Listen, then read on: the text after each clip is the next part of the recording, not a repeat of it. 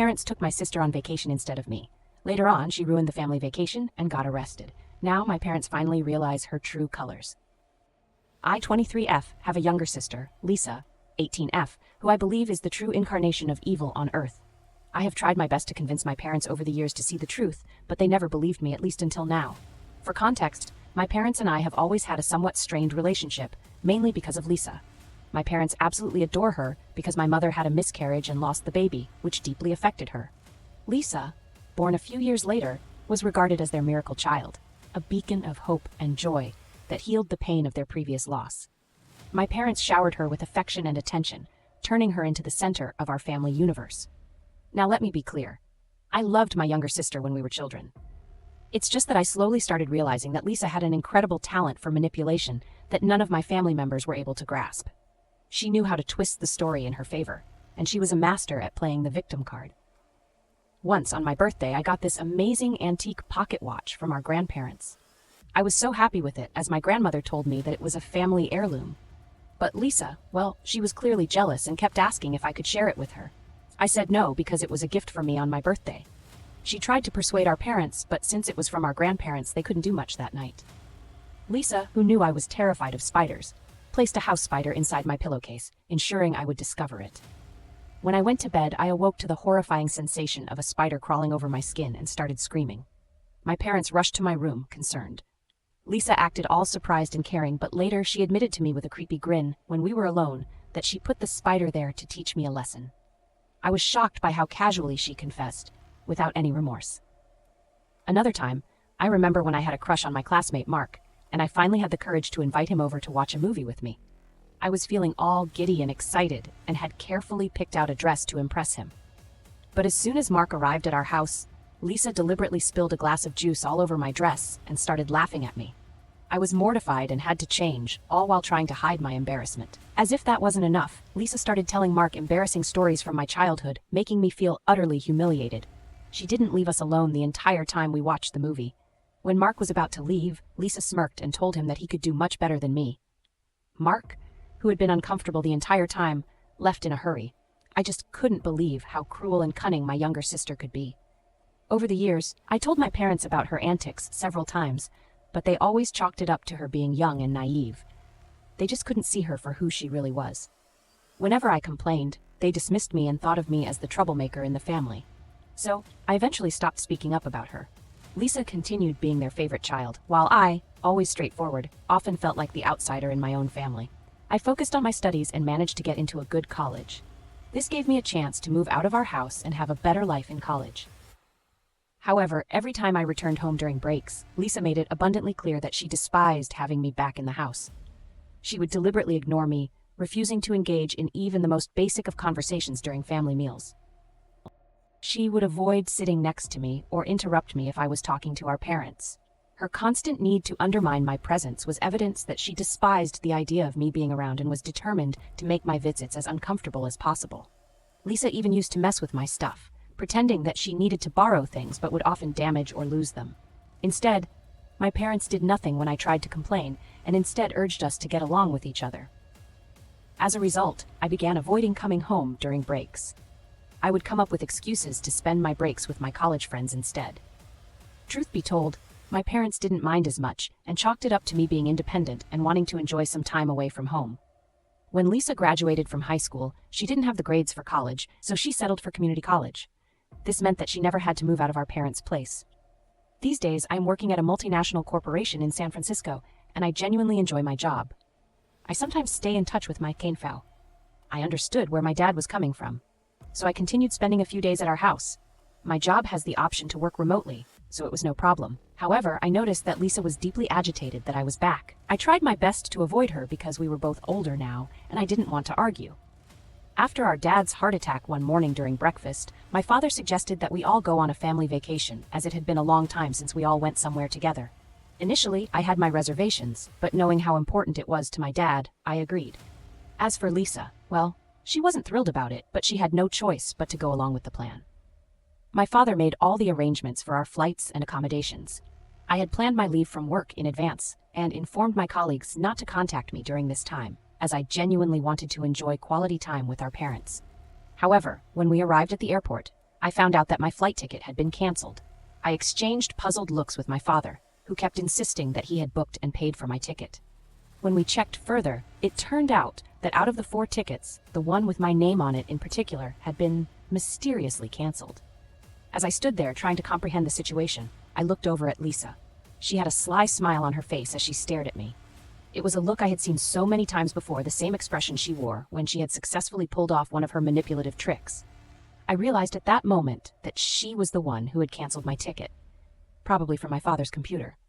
I started yelling at her as she continued to stand there, smiling at me. I pointed out to my parents that it was Lisa's doing, as she never wanted me to go on this family vacation in the first place. Instead of believing me, my mother immediately dismissed my claim, saying your sister would never do something like that. She went on to tell me that I should stop being jealous of my younger sister, and that it was just a freak accident that my ticket had been canceled. My father also tried to justify that this might have been an airline mistake, and that I should not blame it on my sister. I was utterly frustrated that my parents couldn't fathom that their beloved miracle child would be behind such a deception. At this point, there was nothing that I could do. My ticket was already canceled, and there were no other flights for that day. While it was possible for me to catch a flight the next day, I didn't relish the idea of returning home, booking a new flight, and traveling alone. After all, this was supposed to be a family trip. I was also dreading sharing a room with Lisa during this trip. I had hoped that she had matured over the years, but if she was behind the cancellation of my flight ticket, I couldn't help but wonder what other scheme she might have in store to make my trip miserable. My father was initially hesitant, suggesting they could all go back home and plan a new trip later. But he then started talking about how it had been ages since he went on a vacation. My mother agreed, telling me that I always travel a lot for work, so I wasn't going to miss out on much on this trip if I didn't go. Their comments really got to me. It felt like they wanted me to insist they continue to go on this vacation without me.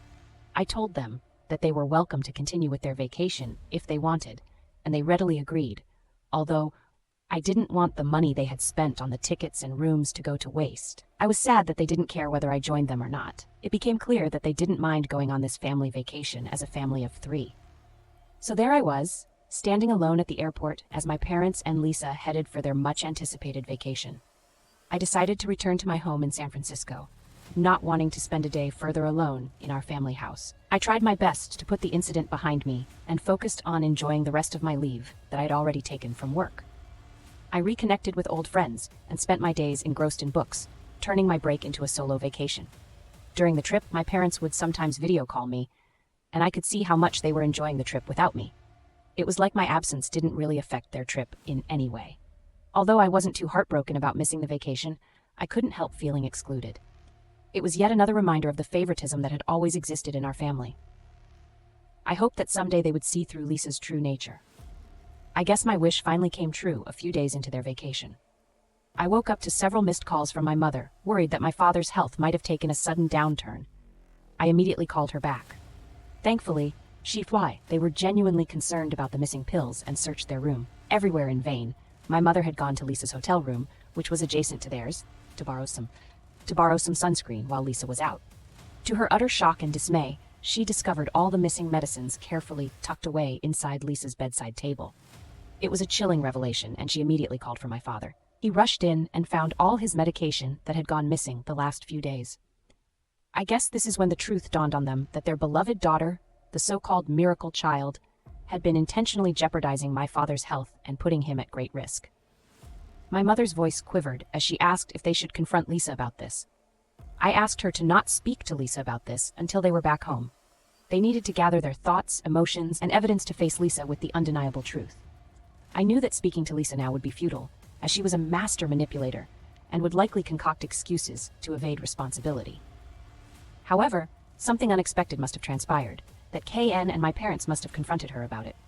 I received a late-night call from my father, his voice trembling as he informed me that Lisa was in jail.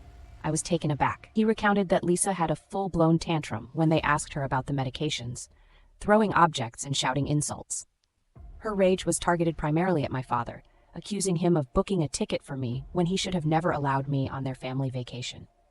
She told them that if they continued having a relationship with me, she would teach them a lesson that they would never forget. Lisa continued to lash out, and the situation escalated rapidly until someone from the hotel called the authorities. When the officers arrived, she refused to calm down and insulted them, which led her to be taken into custody. Lisa would be released after 24 hours, and there was nothing that my parents could do at the moment. Desperate to return home after Lisa's release, my parents then tried to reschedule their flight. However, their plans were foiled when they discovered that their passports and wallets were missing. It turns out that Lisa had either discarded their passports or hidden them away, but for now, they were stranded in a foreign country with no passports or wallets. I guess this was the first time that my parents started to see my sister for who she really was. My mother, who had persistently defended Lisa for all these years, was now begging me to help, as they didn't have any money or their documentation to fly out of there. She was overwhelmed, shocked, and distraught at the realization of her angelic daughter's true nature. I told them not to worry and that I would send them money using Western Union, but they had to find their passports first so they could return home. I was certain that Lisa hadn't discarded them. My parents were finally realizing that I had been the honest one all along about her antics, and were grateful that I was helping them out. Despite them not taking me on this vacation, they apologized for their behavior.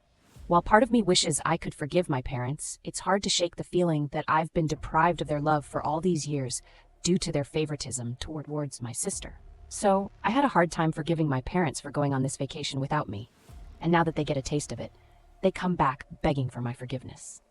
Update 1. Every day my parents call me with updates, and I'm growing increasingly anxious about their situation.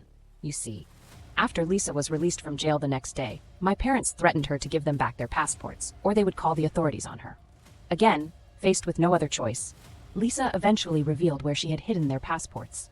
Upon their return home, my parents confronted Lisa and made it clear that she needed to gather her belongings and leave.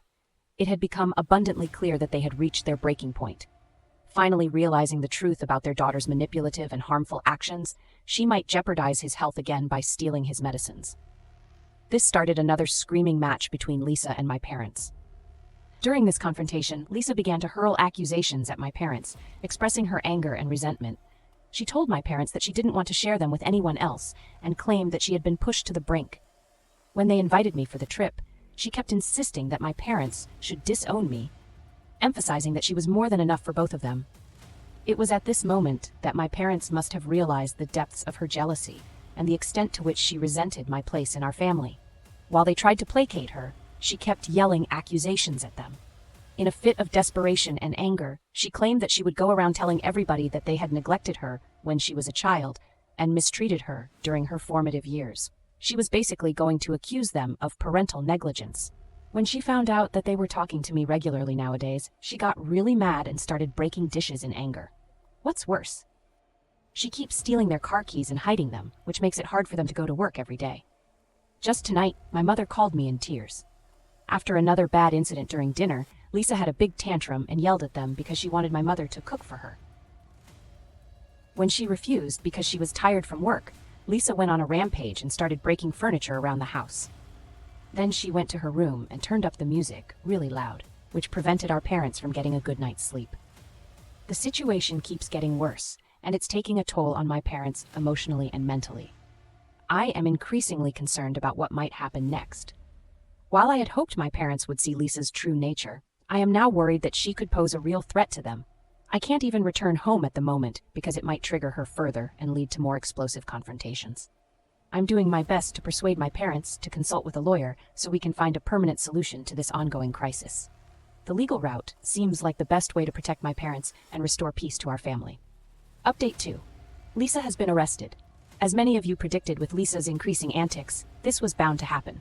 One night, she came at our parents with a knife during a big fight.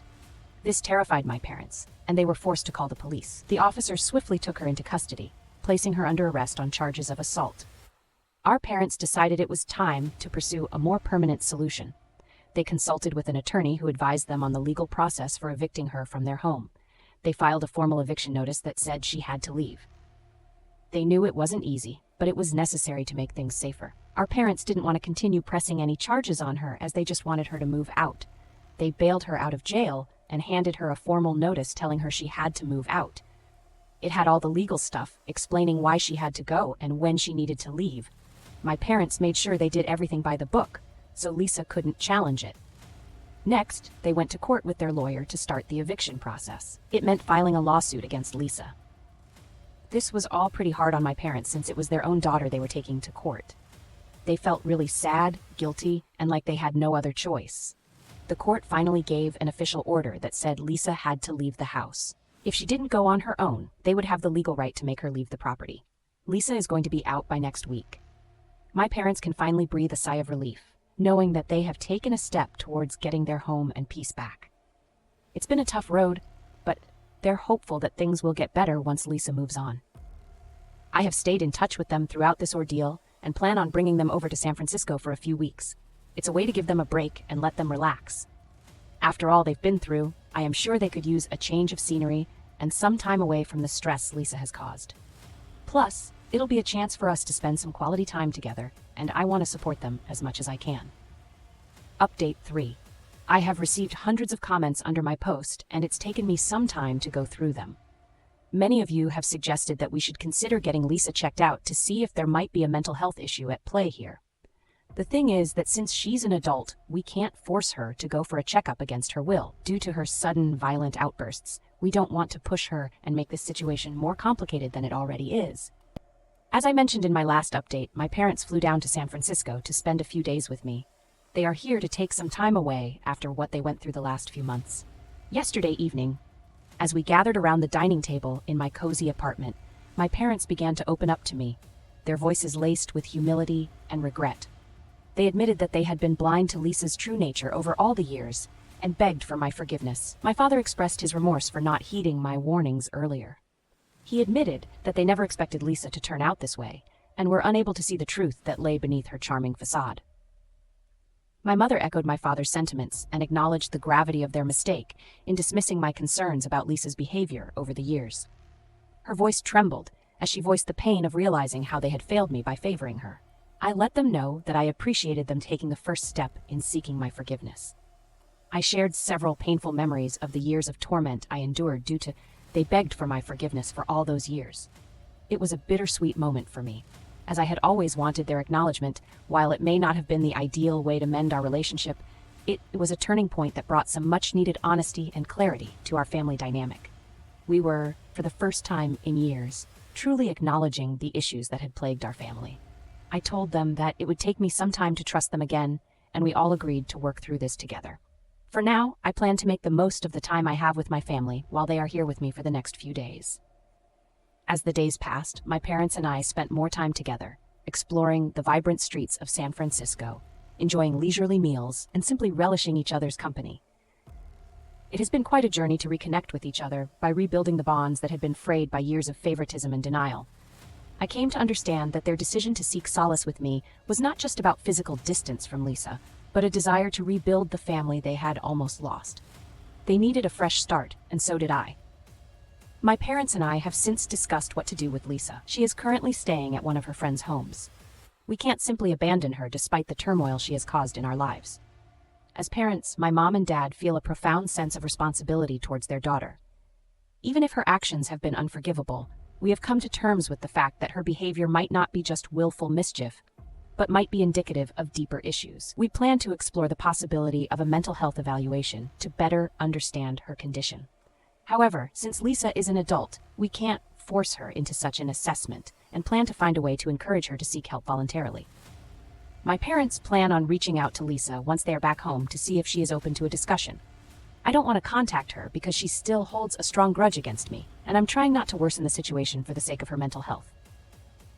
Considering the past incidents of aggression and violence, I have encouraged my parents to meet her at a public place so that she would be forced to control her emotions. Our primary goal is for Lisa to grasp our perspective and, most importantly, recognize the deep love and concern we hold for her. It's not about assigning blame, but rather about coming together as a family to address the issues that have strained our relationships. Thank you for watching. Subscribe for more.